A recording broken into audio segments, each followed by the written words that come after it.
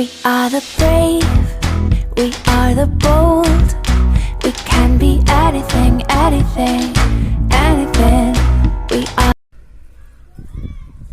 Hello my dear student, कैसे हैं आप सब बच्चों। हमने क्लास 10th का इतिहास का पहला चैप्टर यूरोप में राष्ट्रवाद का उदय का 3 पार्ट देख चुके हैं। आज चौथा पार्ट है। तीसरे पार्ट में हमने देखा था कि किस तरीके से वियना संधि 1815 में होता है। नेपोलियन को कई राज्य मिलकर के हराते हैं और जिससे वियना संधि की तैयारी होती है। वियना संधि का उद्देश्य कई सारे बदलाव को खत्म करना होता था जो नेपोलियन युद्धों के दौरान हुए थे। आज हम उसी के आगे पढ़ेंगे।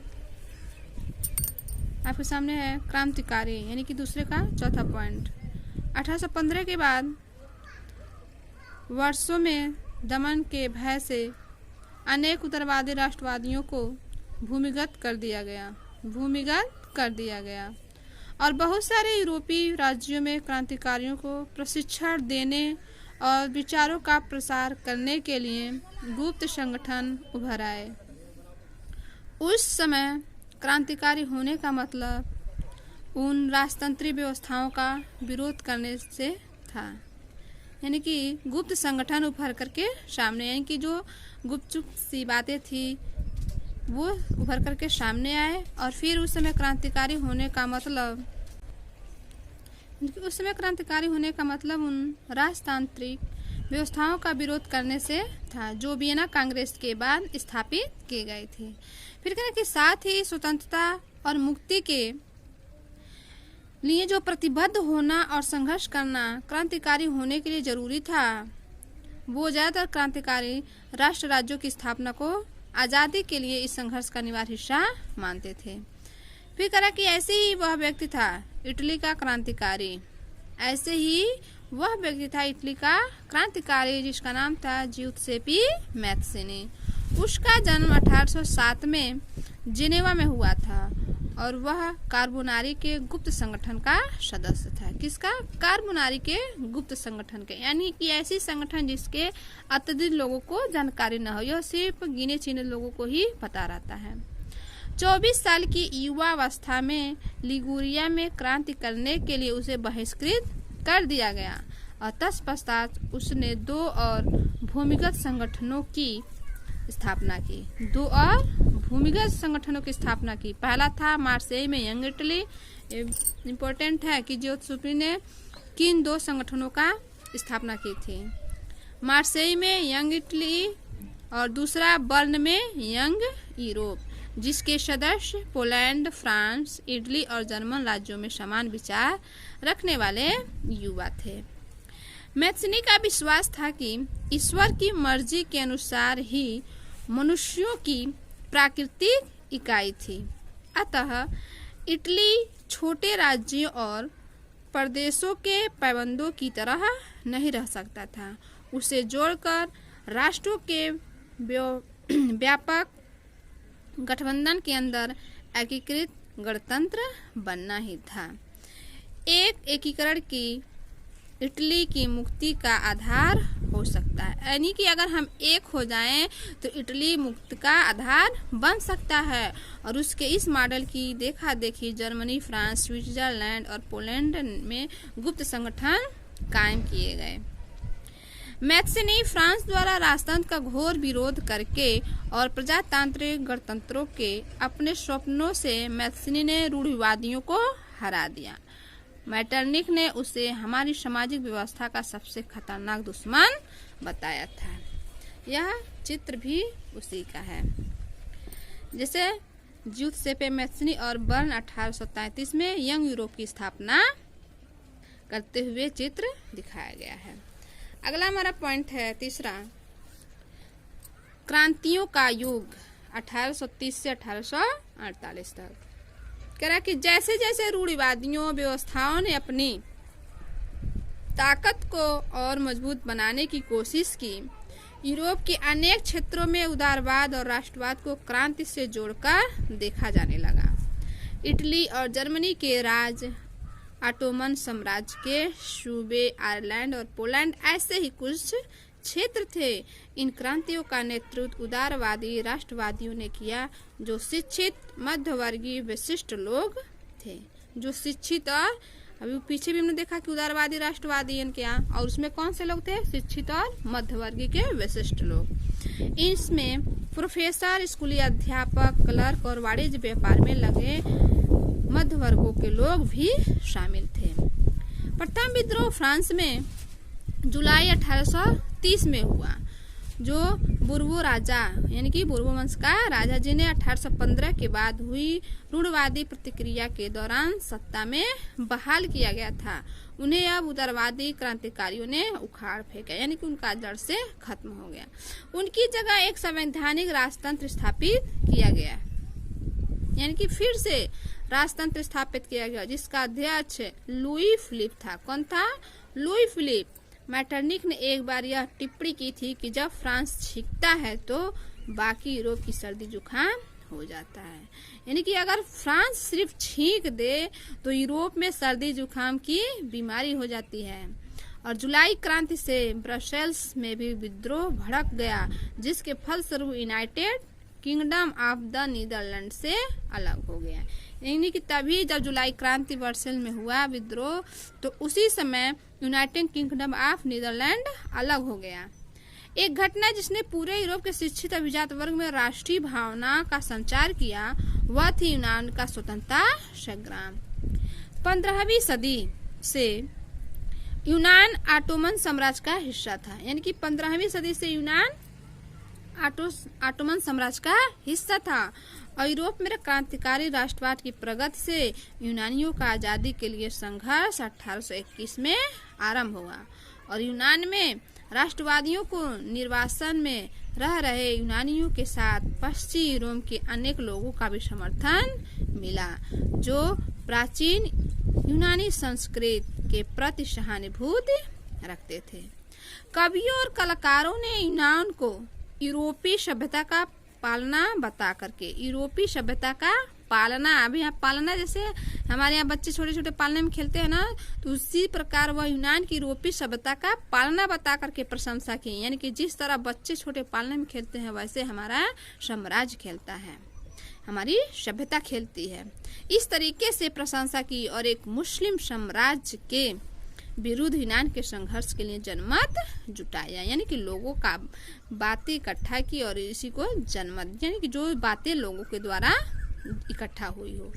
अंग्रेज कवि लॉर्ड वायरन ने धन इकट्ठा किया। अंग्रेज कवि लॉर्ड, यानी कि यह कवि कौन था? अंग्रेज था। कवि लॉर्ड वायरन ने धन इकट्ठा किया और बाद में युद्ध में लड़ने भी गए, जहां 1824 में बुखार से उनकी मृत्यु हो गई। अंततः 1832 की कुस्तुनतुनिया की संधि ने यूनान को एक स्वतंत्र राष्ट्र की मान्यता दे दी। तीसरा पॉइंट का पहला है रूमानी कल्पना और राष्ट्रीय भावना। कला कि राष्ट्रवाद का विकास केवल युद्धों और क्षेत्रीय विस्तार से नहीं हुआ, राष्ट्र के विचार के निर्माण से संस्कृत ने एक अहम भूमिका निभाई। कला, काव्य, कहानियों, किस्सों और संगीत ने राष्ट्रवादी भावनाओं को गढ़ने और व्यक्त करने के सहयोग दिए। आइए हम रूमानीवाद को देखें, जो एक ऐसा सांस्कृतिक आंदोलन था जो एक खास तरह की राष्ट्रीय भावना का विकास करना चाहता था। आमतौर पे रूमानी कलाकारों और कवियों ने भी तर्क वितर्क किए। कला की और विज्ञान के महिमा मंडल की आलोचना भी की और उनकी भावनाओं, अंतर्दृष्टि और रहस्यवादी भावनाओं पर जोर दिया गया। जर्मन दार्शनिक योहान ग्राटफीड जैसे रूमानी चिंतकों ने दावा किया कि सच्ची जर्मनी संस्कृति उनके आम लोगों से निहित है। राष्ट्र की सच्ची आत्मा लोकगीतों, जनकाव्य और लोक नृत्यों से प्रकट होती है, इसलिए लोक संस्कृति के इन रूपों को एकत्र किया जाता है। यहाँ पे एक चित्र भी दिखाया गया, देखिए क्या कर रहा है कि लुजिन देला क्रोआ द मैसकर एट किया 1824। यहाँ पे भी फ्रांसीसी चित्रकार का देला क्रोआ सबसे महत्वपूर्ण फ्रेंच रूमानी चित्रकारों में से एक था। यह विशाल चित्र एक घटना को चित्रित करता है जिसमें कियान द्वीप पर कहा जाता है तुर्कों ने 20,000 यूनानियों को मार डाला। दिकापो ने घटना नाटकीय बनाकर महिलाओं और बच्चों को पीड़ा को केंद्र बिंदु बनाते हुए चटक रंगों का प्रयोग करके देखने वाले की भावना उभर है। यानी कि ये ऐसा चित्र बनाया है जिससे देखने वाले की रूहें कांप उठे।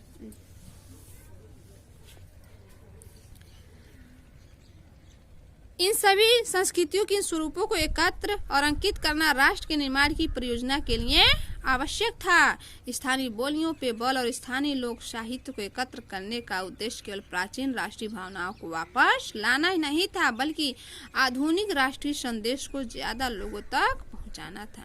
यानी कि सिर्फ स्थानीय लोगों के पास लाना नहीं था, यानी कि जो पुराने परंपरा थे फिर उसे वापस नहीं, बल्कि जो नए आधुनिक राष्ट्रीय संदेश थे उसे भी ज्यादा से ज्यादा लोगों के पास पहुंचाना उसकी जिम्मेदारी थी। यह खास तौर पे पोलैंड पे लागू होता था, जिसका 18वीं सदी के अंत में रूस, प्रसा और ऑस्ट्रिया जैसी बड़ी शक्तियों ने विभाजन कर दिया था। यद्यपि पोलैंड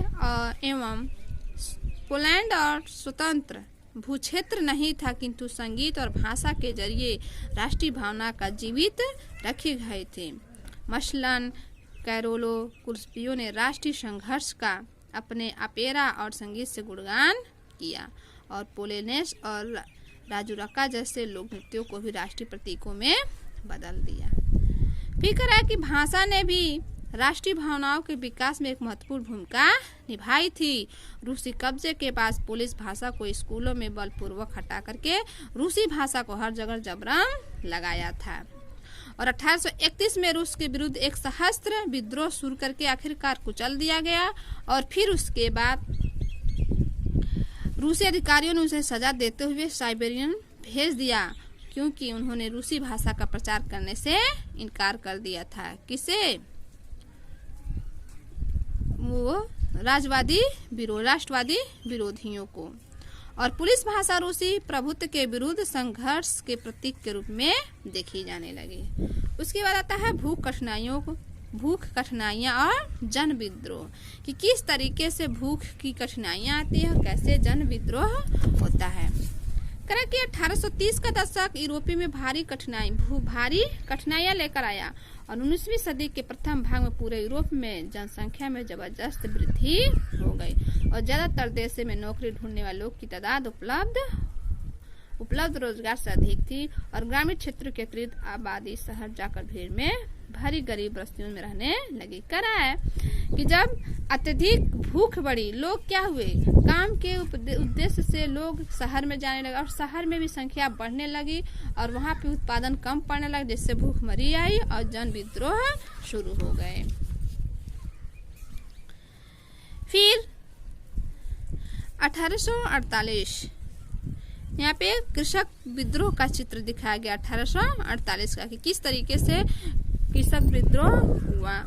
कि 1848 में ऐसा ही एक वर्ष था। खाने पीने की कमी और व्यापक बेरोजगारी से पेरिस के लोग सड़कों पे उतर आए और जगह जगह अवरोध लगाए गए और लुई फिलिप को भागने पे मजबूर किया गया। यानी कि ये सारा काम कब किसके राज में हुआ था? लुई फिलिप के। कि राष्ट्रीय सभा ने गणतंत्र घोषणा करते हुए 21 वर्ष से ऊपर सभी वयस्क पुरुषों को मताधिकार प्रदान किए गए और काम के अधिकार की गारंटी दी। रोजगार उपलब्ध कराने के लिए राष्ट्रीय कारखाने भी स्थापित किए गए। और 1845 में सिलेसिया ने बुनकरों से उन ठेकेदारों के खिलाफ विद्रोह कर दिया और जो उन्हें कच्चा माल लेकर निर्मित कपड़ा लेते थे, लेकिन परंतु दाम बहुत कम देते थे। पत्रकार विल्हेम वोल्फ ने सिलेसिया के गांव की घटना इस प्रकार बयान की है। इन गांव में 18,000 आबादी वाले सूती कपड़ा बुनने का व्यवसाय सबसे व्यापक है। श्रमिकों की हालत खस्ता है। काम के लिए बेताब लोगों का फायदा उठाकर ठेकेदारियों ने बनवाए जाने वाले माल की कीमतों को गिरा दिया। यानी कि जो ठेकेदार होते थे उनसे काम करवाते थे और ज्यादा काम लेते थे और कम कीमत देते थे। फिर 4 जून को दोपहर 2 बजे बुनकरों की एक भीड़ अपने घरों से निकली और 2 कतारों में चलते हुए ठेकेदार की कोठी पहुंच गई। वे ज्यादातर मजदूरी की मांग कर रहे थे।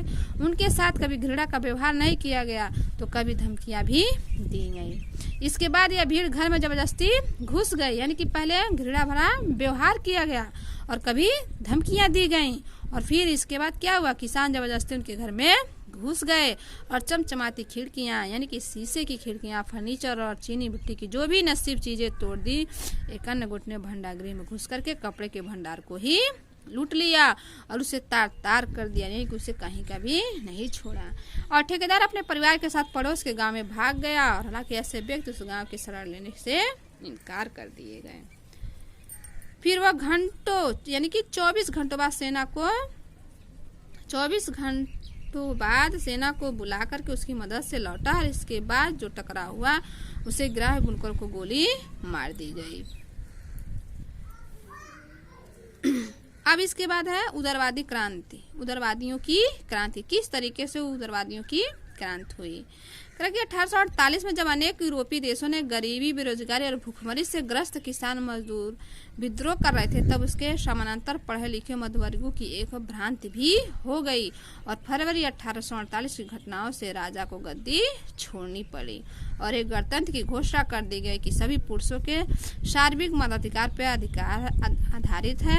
यूरोप के अन्य भागों में जहां अभी तक स्वतंत्र राष्ट्र राज्य अस्तित्व में नहीं आए हैं, उन्हें जर्मनी, इटली, पोलैंड, ऑस्ट्रिया, हंगोरिया साम्राज्य वहां के उदारवादी मध्यवर्गों की स्त्री पुरुषों ने संविधानवाद की मांग को राष्ट्रीय एकीकरण की मांग से जोड़ दिया। उन्होंने बढ़ते जन असंतोष का फायदा उठाया। जन असंतोष यानी कि लोग और उनके जो उनके इच्छा न हो उसका फायदा उठाया और एक राष्ट्र राज्य के निर्माण की मांगों को आगे बढ़ाया। यह राष्ट्र राज्य संविधान, प्रेस की स्वतंत्रता और संगठन बनाने की आजादी जैसे संसदीय सिद्धांतों पे आधारित था। और फिर से जर्मन इलाकों में बड़ी संख्या में राजनीतिक संगठनों ने फ्रैंकफर्ट शहर से मिलकर के एक सर्व जर्मन नेशनल असेंबली के पक्ष में मतदान का फैसला लिया गया और फिर से जुलूस निकाले गए और फ्रैंकफर्ट संसद में अपना स्थान ग्रहण कर लिया गया। इस तरीके से उदारवादी क्रांति का सामना हुआ। इसके बाद से हम पार्ट 4 हम पढ़ लिए, अब 5 में पढ़ेंगे। ठीक ना बच्चों, इसमें जो भी इम्पोर्टेंट चीज बताए गए हैं उसको अच्छे तरीके से नोट कर लीजिएगा और इसको अपने बुक में अच्छे तरीके से पढ़िएगा। ये तो सिर्फ समझाया गया है, नोट्स भी भेजा जाएगा आपको नोट करने के लिए, जो क्वेश्चन आंसर उसे भी भेजा जाएगा, अच्छे तरीके से नोट करने। और इस लॉकडाउन का अच्छे से फायदा उठाइए और अच्छे से नोट्स तैयार करिए। धन्यवाद।